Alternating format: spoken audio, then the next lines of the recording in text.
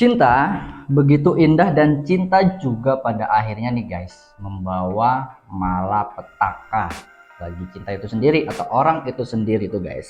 Nah, seperti tokoh yang satu ini yang coba kita ceritain mengenai bagaimana dia dan cinta, tindakan dia tentang cinta dan kejujurannya yang pada akhirnya menjadi tokoh inspirasi di dunia karena cinta kasihnya. Nah, jangan lupa buat like, komen, dan subscribe channel YouTube kita di Fenomena, karena kita akan terus berbagi cerita buat kawan-kawan. Dan jangan lupa buat share juga video konten kita. Nah guys, berhubungan dengan cinta dan tokoh dunia, siapa yang tidak mengenal Mohandas Karamchand Gandhi, atau yang kita sering dengar tuh nama fenomenalnya itu Mahatma Gandhi. Seorang tokoh senior di dunia yang dimana tuh tindakannya yang tidak pernah melakukan hal kekerasan untuk membuat perdamaian. Jadi tokoh ini, Mahatma Gandhi ini, itu dikenal dengan tokoh yang memang tindakannya itu selalu menghadirkan cinta, cinta kasih, ketulusan. Dan memang tagline-nya ataupun garis besar ya, si Mahatma Gandhi ini adalah tokoh inspirasi dunia dalam menebarkan cinta dan perdamaian yang dia lakukan itu tidak dengan gontok-gontokan, tidak dengan perperangan, tapi dengan cinta kasihnya tuh guys, berhasil membuat perdamaian terutama di India. Nah, buat teman-teman nih yang memang suka sejarah, terus suka ngulik lah ya seputar tokoh-tokoh dunia, tokoh Mahatma Gandhi ini umat Hindu ya pasti tahu ya. Memang tokoh inspirasi buat siapapun yang suka nulis, yang suka baca, yang suka buat karya, karena memang tokoh ini berbeda dengan yang lain. Dimana tokoh ini adalah tokoh yang banyak menginspirasi orang karena tindakannya. Bayangin aja, dia sampai berani jalan beratus-ratus kilometer untuk memperjuangkan satu kota. Kemudian dia juga sering ataupun ada aksinya dia yang juga menggemparkan dunia, yaitu tidak makan dan tidak minum, puasa untuk membela hak-hak kaumnya yang dipertentangkan ya. Terus dia juga tokoh yang berani mati buat kemerdekaan negaranya. Dan ini yang pada akhirnya menjadikan simbol karakter tokoh Mahatma Gandhi ini, jadi banyak orang yang mengaguminya, apalagi masyarakat dunia guys. Kalau kita coba cari tahu biografinya di wikipedia.com, kita coba cari tahu bahwa Mohandas Karamchand Gandhi berbahasa Hindustani yang lahir pada 2 Oktober 1869 sampai 30 Januari 1948 adalah seorang pemimpin spiritual dan politikus dari India.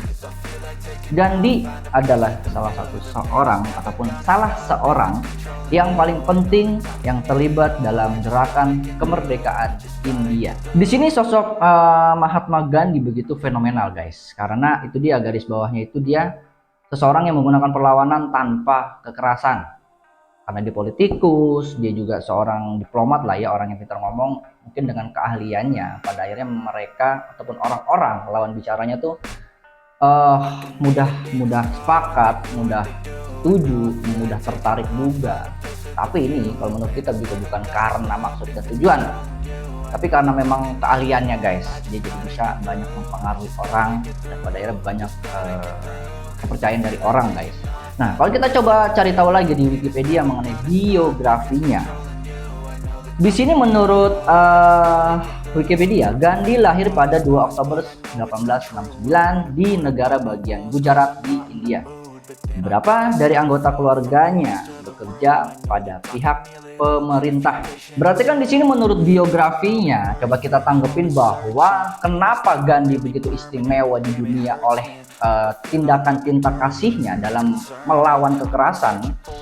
Itu karena memang historisnya dia dari keluarga pihak-pihak pemerintahan. Kita tahu Di pemerintahan sendiri kan identik sama politik, sosial, ngebahas isu-isu HAM. Di pemerintahan itu di seluruh dunia juga pada akhirnya sektor-sektor fatal ya untuk membangun negara kan masuklah, entah dari obrolan, entah dari diskusi. Karena kan untuk format keluarga sendiri memang walaupun di negara manapun ya, poin pertama mereka selalu bertemu, poin kedua mereka selalu bercerita, poin selanjutnya apalagi sesama keluarga, mungkin kayak teman-teman sesama keluarga yang suka bulu tangkis, otomatis ada sesi-sesi teman-teman tuh, momen teman-teman sama keluarganya tuh ngobrol tentang satu kesatuan, kesamaan hobi, kesamaan kesamaan kesukaan.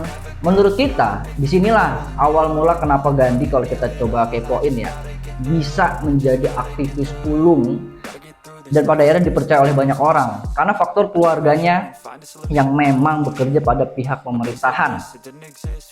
Kita tahu ya kan, di negara kita pun gitu, kayak proklamator Insinyur Soekarno, sekarang juga anaknya Ibu Megawati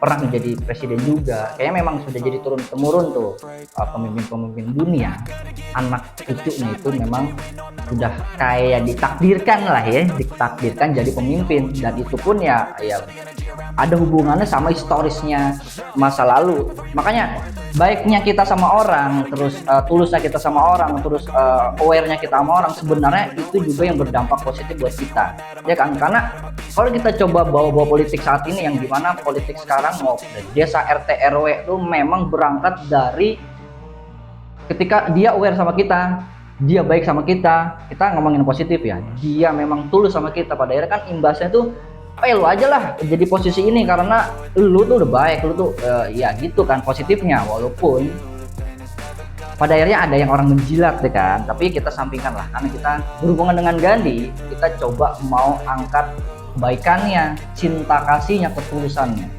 Hubungan sama Gandhi antar pemerintahannya itu sistem pemerintahan yang memang sampai sekarang nyatanya kita lihat bahwa ada indikasi politik terima kasih, politik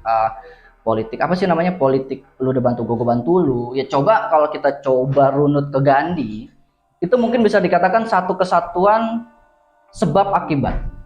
Karena pemerintahan, kalau kita ngomongin Gandhi ya, dia keluar dari pemerintahan, mungkin karena ketulusannya, karena kejujurannya, karena memang dia punya sisi lain, istilahnya gak ada pikiran jahat lah ya. Jadi pada akhirnya tuh sistem pemerintahan tuh di samping orang yang menjilat, tapi kita positifnya banyak orang-orang yang beruntung guys, bisa duduk di kursi-kursi jabatan tertentu di pemerintahan, termasuk kita Indonesia yang berangkat memang dari kejujurannya dan ditanggapi lagi oleh orang sebagai bukti balas budi. Walaupun kita tahu bahwa orang baik, orang punya cinta kasih, kejujuran itu banyak banget dimanfaatin banyak orang. Cuma kita karena ngomongin Gandhi, ngomongin kebaikannya orang. Karena manusia memang diciptakan kan untuk hidup dan untuk berbagi. Karena lu hidup, mati lu buat apa ya kan? Ya, kalau lu mati pada akhirnya gak buat apa-apa ya emang hak orang. Cuman kan logikanya hidup diciptain, mati buat apa? Buat berbagi ilmu ya kan? Karena ada orang bilang kan, orang sebenarnya nih lucunya gitu, ada orang yang bilang sebenarnya orang hidup untuk mati, matinya buat apa? Buat bagi ilmu. Karena orang banyak nih, orang jahat banyak hidup panjangnya di samping orang baik yang cepet matinya ya kan. Sepakat apa enggak? Coba di komen dulu. Karena logikanya bener juga, banyak orang-orang baik yang tulus yang jujur itu pada akhirnya mati muda ya kan. Konon katanya karena memang ya itu orang baik itu cepet banget mati kalau orang yang jahat itu panjang umurnya. Mungkin karena memang orang yang jahat itu selalu belajar atau selalu selalu pada akhirnya tuh dia selalu berbuat kesalahan tapi selalu membenarkan ataupun merubah dirinya. Mungkin itu kali ya. Ada juga yang lucu gini, orang yang sering berolahraga istilahnya gitu, di samping yang tidak lebih panjang umur sering berolahraga. Benar apa enggak kita nggak tahu ya kan. Ya memang si olahraga kan pada akhirnya hal-hal baik masuk, yang enggak kan hal-hal buruk masuk. Tapi whatever lah ya kan, apapun itulah ya, yang jelas hubungan si Gandhi, dia bisa power banget pertama dari keluarganya. Nah, di biografi juga kita jelaskan terkait saat remaja Gandhi pindah ke Inggris untuk mempelajari hukum, dan setelah dia menjadi pengacara dia pergi ke Afrika Selatan. Nah, berarti adanya si Mahatma Gandhi ini selain dia baik hati, cinta kasih, ya kan,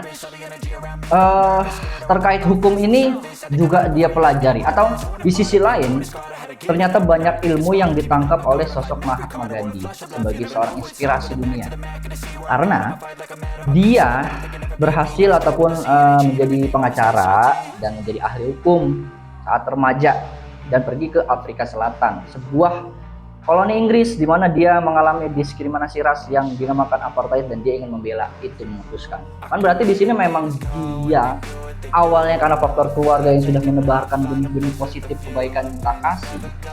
Kemudian entah memang sudah takdirnya dia memang jadi generasi penerusnya keluarganya, karena kan filosofi keluarga itu ada dua, ada anak yang membanggakan dan anak yang membagongkan.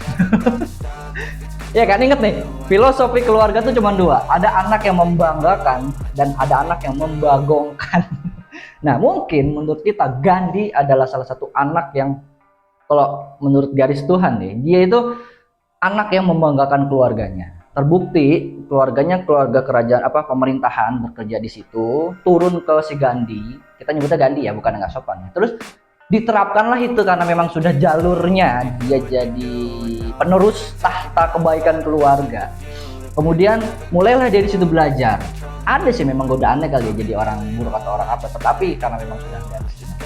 Jadi dia lulus, terus mengambil ilmu hukum, jadi pengacara, dan pindah ke Afrika Selatan, didiskriminasi, dan akhirnya dia mau membela itu tuh kediskriminasian dia pengen ubah karena memang sudah punya benih orang tuanya, dan akhirnya dia berjuang pada untuk jadi aktivis. Karena gini guys, jadi aktivis itu bukan jadi seseorang yang memang sih puncak, kalau teman-teman baca di artikel ataupun di filosofinya, puncak tertinggi dari seorang aktivis itu adalah mati.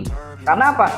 Aktivis itu orang-orang yang membela kebenaran menurut kita, dan kebanyakan orang itu cepat matinya karena apa? Yaitu pertama takdir orang-orang yang bilang ya, puncak seorang aktivis itu adalah kematian. Jadi ketika aktivis itu mati membela kebenaran, itu memang bisa dikatakan nih ya, memang gelar aktivisnya memang benar-benar dia lakukan. Terbukti sekarang banyak aktivis-aktivis di Indonesia yang memang entah dia benar apa enggak ya, entah merasa dirinya benar atau tidak, banyak yang tersandung masalah karena identik sama si aktivis adalah masalah. Dia selalu